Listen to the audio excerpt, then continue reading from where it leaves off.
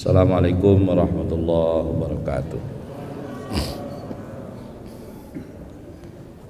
Alhamdulillahilladzi ahyana ba'da ma amatana wa ilayhi nusyur. Wassalatu wassalamu ala habibina wa syafi'ina maulana Muhammadin wa ala alihi wa ashabihi wa dhurriyyatihi wa man tabi'ahum bi ihsan ila yaumiddin. Subhanaka la ilma lana illa ma 'allamtana innaka antal alimul hakim.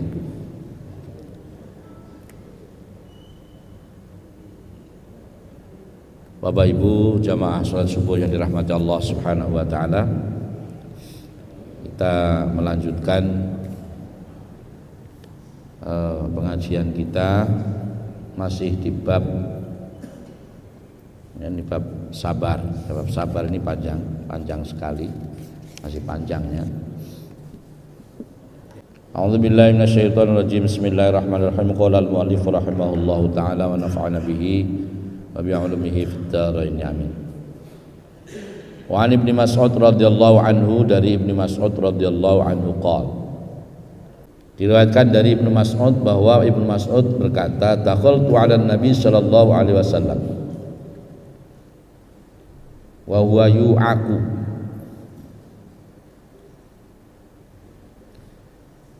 Pada satu ketika aku masuk bertemu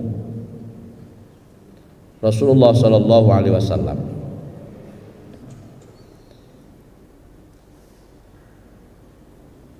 Wa huwa yu'aku, dan saat itu Rasulullah yu'aku, lagi dalam keadaan sakit. Faqultu ya Rasulullah, maka aku berkata, wahai Rasulullah, innaka tu'aku wa'kan syadidan. Ya Rasulullah, wahai Rasulullah, innaka, sesungguhnya engkau tu'aku dalam keadaan panas. Tu'aku, engkau ini panas, wa'kan syadidan, panas sekali. Ya Rasulullah ini ya sakit, ya manusia biasa. Ya ada sakitnya, ya menikah, ya sama kayak kita. Ini termasuk sifat jaiz para rasul adalah, jadi Rasulullah mempunyai sifat wajib, sifat muhal, dan sifat jaiz. Sifat wajibnya ada 4 yang kita hafalin dulu itu waktu sekolah di diniyah itu ya. Siddiq, amanah, tabligh, fatonah. Terus sifat lawannya kidzib, khianat, kitman, baladah. Jadi kalau Rasul itu memiliki 4 sifat ini. Siddiq, bisa dipercaya. Amanah, ya. Amanah ini tidak berkhianat. Tabligh, menyampaikan wahyu. Fatonah itu cerdas. Ini sifatnya. Dan berlawanannya itu adalah sifat muhal bagi Rasul. Adapun sifat yang jaiz yang dimiliki Rasul ada 1, yaitu al-a'rab al-basyariyah, yaitu memiliki sifat yang sama dengan manusia biasa. Ya ada sedih, ya menangis, ya ada sakit, menikah, makan, minum, nih al-a'rad al-basyariyah, sifat kemanusiaan. Hanya saja sakitnya tidak sampai membuat derajat para rasul ini menjadi hina. Maka banyak ulama yang mengatakan bahwa cerita yang berlebihan tentang Nabi siapa yang sakit-sakitan itu sampai dibuang, diungsikan, intinya siapa? Nabi Ayub, ya. Itu terkesan berlebihan. Ya, tidak sampai diasingkan, tidak sampai apa? Tidak sampai kemudian dikucilkan oleh masyarakat. Artinya berarti itu turun derajatnya Rasul. Ya sakit, memang iya sakit semua sampai ditinggalkan istrinya. Tapi tidak mengurangi derajat daripada Rasul. Jadi kita ini kadang-kadang ada cerita-cerita yang apa ya, Israiliyah lah gitu ya. Ya, Israiliyah itu cerita-cerita yang kayak dongeng gitu ya, dongeng. Ditambah-tambah. Dulu waktu kecil senang kita didongengi ini itu ya, senang kalau mau tidur minta didongeng. Bukan sejarah tapi dongeng. Jadi termasuk Rasulullah ini adalah Rasul juga memiliki sifat yang sama, yaitu al-a'rad basyariyah, ya sakit. Nah, Ibnu Mas'ud ketika sowan kepada Rasulullah dan Rasulullah lagi dalam keadaan sakit, panas, wa'kan syadidan, panas sekali. Kemudian Rasulullah menjawab qala, Rasulullah menjawab ajal, iya benar, inni u'aku kama yu'aku rajulani minkum. Iya benar Ibnu Mas'ud, saya ini panas sekali, bahkan panasnya melebihi biasanya dan 2 kali lipat kalau kalian lagi panas. Jadi panasnya itu panas sekali. Kama yu'aku rajulani, bagaikan kalian kalau panas dilipat gandakan 2 kali. Qultu dzalika anna laka ajraini ya Rasulullah. Kemudian aku menjawab, kalau demikian engkau mendapat 2 pahala wahai Rasul. Qala, Rasulullah kemudian mengatakan ajal, iya benar, saya mendapat 2 pahala karena panasnya melebihi panasnya 2 kali lipat panasnya 1 orang, jadi 2 orang panasnya jadi 1 di saya ini. Dzalika kadzalik, demikian itu. Iya demikian, saya mendapat 2 pahala. Kemudian Rasulullah melanjutkan, ma min muslimin yusibuhu adzan syaukatun fama fauqaha illa kaffarallahu biha sayyiati.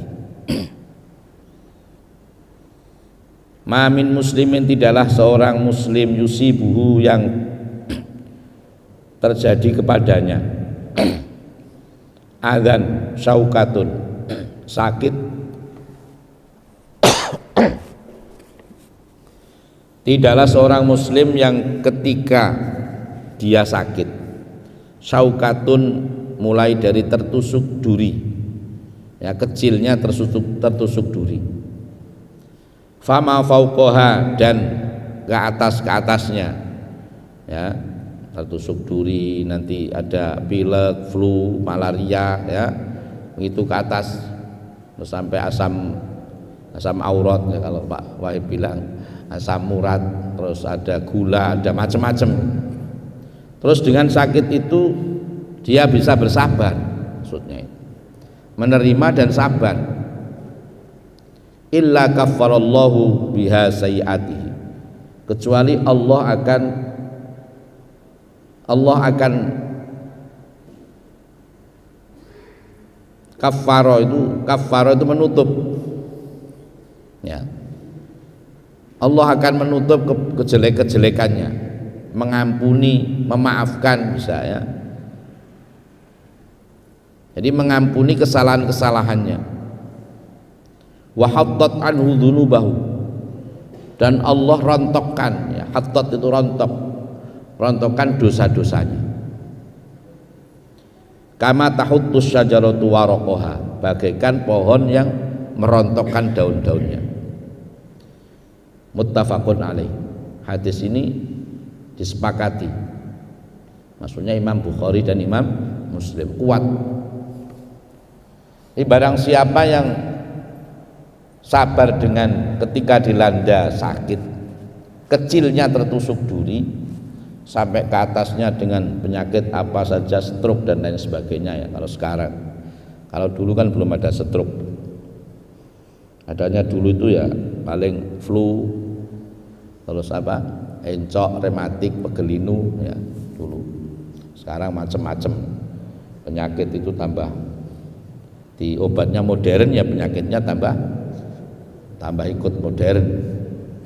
Dan dia sabar gitu, menerima ya, apalagi bisa bersyukur dengan itu, masya Allah, luar biasa.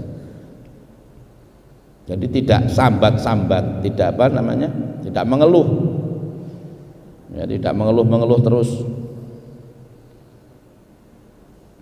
Itu Allah akan menutup kesalahan-kesalahannya, mengampuni dosa-dosanya ya, merontokkan dosa-dosanya sebagaimana daun yang rontok dari pohonnya.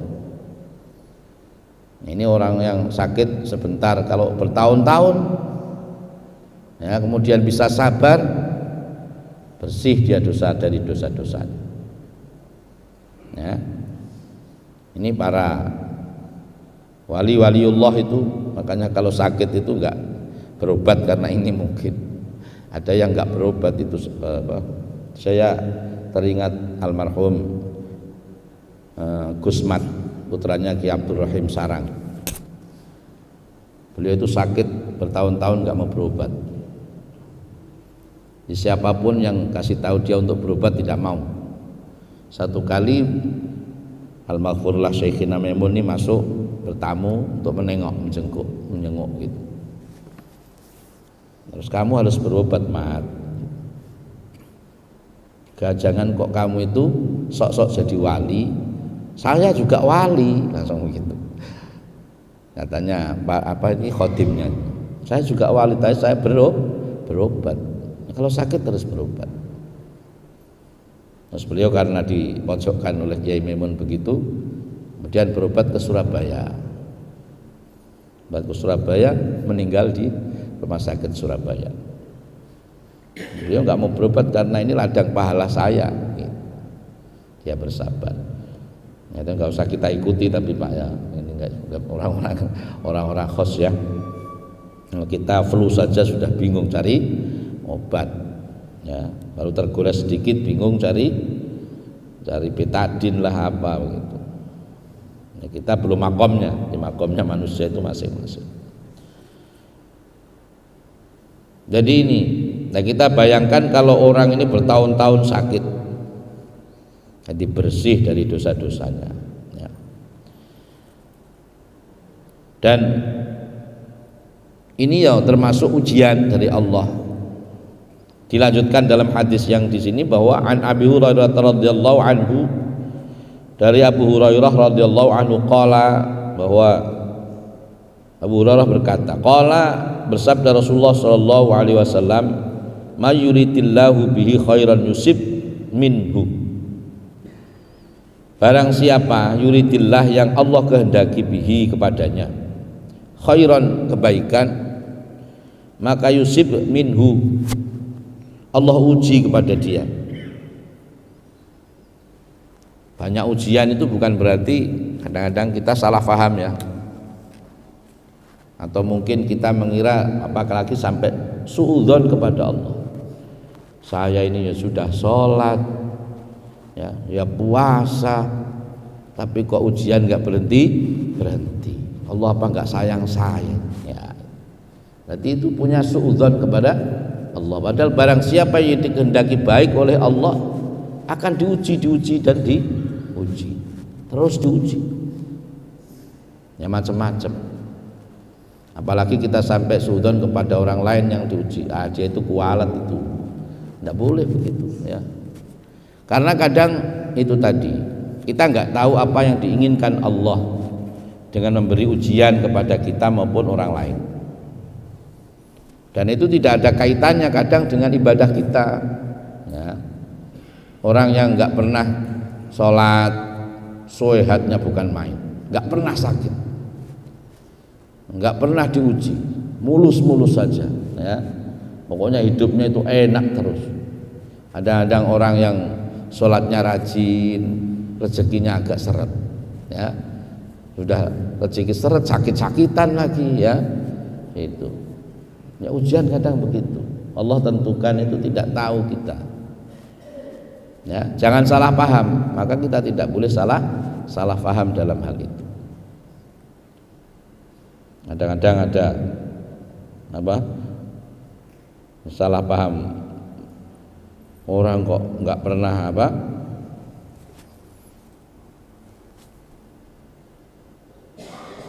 nggak pernah sholat kok sehat, rezekinya kok lancar, berarti mendingan nggak usah sholat. Ya ini bahaya, udah paham begitu. Jadi nggak ada kaitannya kita ini, ya yang tadi itu. Apalagi dihubungkan dengan rezeki, ya dengan rezeki itu ya Allah sudah tentukan sejak manusia itu di dalam kandungan ibunya masing-masing. Si A ini rezekinya sekian, si B sekian. Ya. Dan kita ini bekerja bukan mencari rezeki, ya, itu hanya ibadah saja. Kalau mencari rezeki, rezeki itu didatangkan hanya satu-satunya jalan adalah bekerja, ya. Kiai-kiai itu nggak pernah kerja kalah kaya dengan orang-orang yang bekerja tiap hari. Ya. Ya ada magnet rezeki yang dimiliki. Di ujian, siapapun diuji oleh Allah. Kemarin saya bilang itu masalah dunia ini ya darul masalah, di tempatnya ujian. Ya. Darul amal, tempatnya beramal. Adapun akhirat itu darul jaza, la amalah. Ya, kalau akhirat itu tempat balasan, tidak ada amal. Kalau dunia darul amal la jaza, tempat kita beramal belum mendapat balasan. Balasannya nanti di sisi Allah Subhanahu wa taala di akhirat. Nanti sudah tinggal kita panen apa yang kita tanam hari ini nanti di akhirat. Tidak usah sholat lagi, nggak usah puasa lagi, udah nggak usah sedekah lagi, sudah amalnya sudah putus. Ya. Tinggal menikmati apa yang kita kerjakan di hari ini. Itu. Maka disinilah kenapa Allah Subhanahu wa taala itu kok membuat akhirat, karena di akhirat itu tidak ada kecurangan. Di akhirat itu adil, seadil-adilnya. Ya, oh kasihan kalau nggak ada akhirat itu orang-orang yang susah di dunia ini, terus kemudian meninggal nggak pernah senang kan? Atau orang yang terzolimi di dunia ini, kemudian dia meninggal, dia nggak bisa dibalas ya dengan orang yang menzalimi. Allah nanti yang menghakimi di hari akhir dengan seadil-adilnya. Dan kita kembali bahwa orang yang dikehendaki Allah baik itu justru banyak rintangan, banyak ujian yang dia dapatkan. Ini kita nggak boleh salah paham. Jadi hadis ini diriwayatkan Imam Bukhari. Wa Anas radhiyallahu anhu qala Rasulullah sallallahu alaihi wasallam. Ini hadis tidak boleh berputus asa.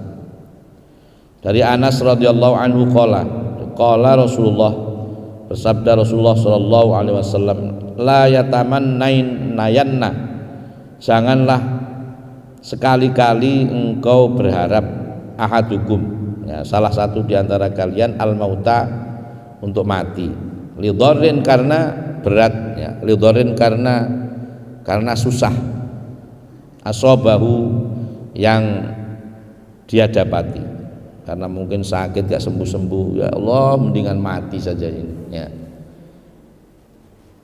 Kenapa engkau gak matikan saya kah ya Allah, wah gitu ya. Nah kalau begini mendingan saya mati saja. Ini tidak boleh. Jangan sekali-kali minta mati karena susah, hidup susah sekali, nggak ada seneng-senengnya, ya. Merasa bahwa dirinya teraniaya di dunia ini, maka kepingin mati. Nggak ada yang begitu sampai bunuh diri, ya kan, memaksakan diri untuk mati. Nauzubillah min dzalik. Fa in kana la budda fa'ilan, seandainya kok sampai harus melakukan seperti itu karena mungkin sudah nggak tahan sakitnya, fal yakul, atau nggak tahan fal yakul, maka katakanlah begini, Allahumma ahyini ma kanatil hayatu khairan li wa tawaffani idza kanatil wafatu khairan li. Muttafaqun alaih. Allahumma ya Allah, ahyaini hidupkanlah ya. Ahyini hidupkanlah kami, saya ini Engkau kasih hidup ya Allah, maka nantil hayatu ketika memang hidup itu khairan li lebih baik untukku. Ya Allah, kasih saya umur panjang, kalau memang umur panjang itu paling baik memang untuk saya, untuk keluarga, untuk saya, menurutmu ya Allah. Tapi watawafani, kalau seandainya tidak ya cabutlah nyawaku ini, idza kanatil wafatu, kalau memang dengan kematian itu khairan li, itu lebih baik untukku. Ya, ini kalau kita mendoakan orang sakit itu ya, kadang-kadang kalau sudah ini, apalagi biasanya ada itu yang sakit sampai yang nungguin sampai ikut sakit itu nggak mati-mati ya, doakan mati supaya mati. Doanya jangan mati, tapi doanya itu ya Allah, berikanlah kesehatan, umur panjang bagi siapa misalnya ada ini kebanyakan malah orang tua ya, kalau sudah sakit-sakitan anaknya sampai bosan di rumah sakit. Ya kalau memang Allah baiknya meninggal orang tuaku, kalau memang baiknya yang terbaik adalah meninggal ya Engkau beri meninggal. Kalau memang umur panjang ya cepat beri kesehatan supaya umur panjang. Jangan ya Allah matikan saja ini orang tuaku ini, mungkin repot saja ya. Jadi kalau memang terpaksa harus seperti itu. Jadi hadis muttafaqun alaih, hadis disepakati oleh Imam Bukhari dan Muslim. Ini Bapak Ibu yang dirahmati Allah Subhanahu wa taala. Jadi hadis tadi yang pertama bahwa Ibnu Mas'ud radhiyallahu an ketika menjenguk Rasulullah kata-kata penghibur. Ya, ketika Rasulullah sakit datang kemudian dihibur. Engkau panas ya Rasul. Iya saya panas sekali, 2 kali lipat panasnya kalian kalau lagi panas itu. Kemudian menghibur, pahalanya 2 kali lipat juga ya Rasul. Iya benar. Jadi menghibur, jangan menjenguk malah nakut-nakuti. Ya, menjenguk sudah waduh, kalau sudah begini bahaya ini. Ya, yang dijenguk bukan seneng tambah stres. Wah teman saya itu ada penyakit begini nih, langsung lewat. Waduh, ya. Yang dijenguk tambah mumet nih. Ya. Jadi menghibur, orang jenguk itu yang mendoakan, menghibur yang sakit. Ini tadi Ibnu Mas'ud beri contoh, wah berarti pahalanya banyak ya Rasulullah, sampean itu pahala. Iya benar. Maka kemudian dilanjutkan bahwa siapapun dari orang muslim yang sakit dan dia ikhlas, tentunya dengan sabar, karena babnya bab sabar ya, maka dia akan diampunkan dosa-dosanya oleh Allah Subhanahu wa taala. Kemudian yang kedua, kita enggak boleh salah faham ketika Allah menguji kita atau menguji keluarga kita atau tetangga kita, keluarga yang lain daripada keluarga kita dengan penyakit, dengan ujian, bahwa bisa jadi itu adalah caranya Allah ya, caranya Allah untuk membuat lebih baik ya. Orang yang dicintai, orang yang disukai Allah itu justru kadang banyak ujiannya. Makanya ujian yang terberat Allah berikan itu kepada para nabi, para rasul, karena mereka lah kekasih Allah. Kita ini seberapa sih ujiannya apa? Nah, hidup terasa berat itu bukan karena kehidupan, tapi karena gaya hidup kan kadang manusia itu, kita itu yang mestinya tidak penting, tidak perlu, ya itu kita jadi perlu lah, itu yang bikin menderita. Gaya hidup yang membuat manusia itu sehingga menjadi berat hidup itu. Jadi kalau kita jalani dengan apa yang ada, dengan pemberian yang ada, ya kita syukuri ya, nikmat hidup. Jadi itu nggak boleh salah faham kepada Allah tadi itu. Sudah merasa ibadahnya banyak, ternyata ujiannya nggak berhenti-berhenti, ya itu caranya Allah. Allah menginginkan kita ini lebih baik, dan Allah menginginkan kita ini supaya lebih dekat dengan Allah, karena Allah menyayangi kita gitu ya. Ibarat anak kecil, kita anak bayi itu Diimunisasi itu apakah orang tuanya jahat? Kan tidak. Supaya kedepannya dia kuat, supaya sehat. Nah itu. Justru kalau bayi lagi lahir ya, baru lahir itu kan kalau nggak nangis kan dipukul supaya nangis kan gitu.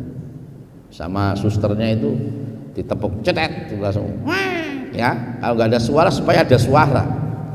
Nah begitu itu tandanya untuk lebih baik ya. Kadang-kadang kita begitu lagi nikmat-nikmat lupa dengan Allah ya sudah diseblak-ceplak sebentar langsung baru ya Allah gitu ya, baru teriak gigiku sakit ya Allah. Wah gitu. Kemarin makan sate enak sekali, sekarang ya jangankan sate, makan bubur saja ya rasanya nggak enak semua. Ya itu. Jadi jangan salah paham ketika Allah memberikan ujian kepada kita, tetapi selalulah berhusnudzon, berbaik sangka kepada Allah Subhanahu wa taala. Itu. Jadi dan tidak boleh, yang terakhir tadi hadis yang saya bacakan, kalau kita dilanda musibah janganlah pernah putus asa ya. Jangan pernah putus asa dengan ujian yang Allah berikan ya, karena semuanya Allah kehendaki untuk yang terbaik bagi kita.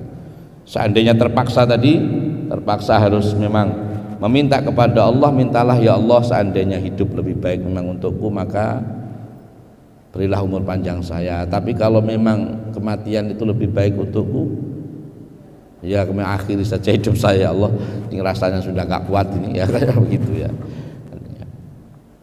Ya ini mungkin beberapa hadis yang kita tentang musibah, tentang sabar, yang mudah-mudahan bermanfaat ya, dan kita bisa amalkan dalam kehidupan kita sehari-hari. Subhanakallahumma bihamdika asyhadu an la ilaha illa anta astaghfiruka wa atubu ilaik. Assalamualaikum warahmatullahi wabarakatuh.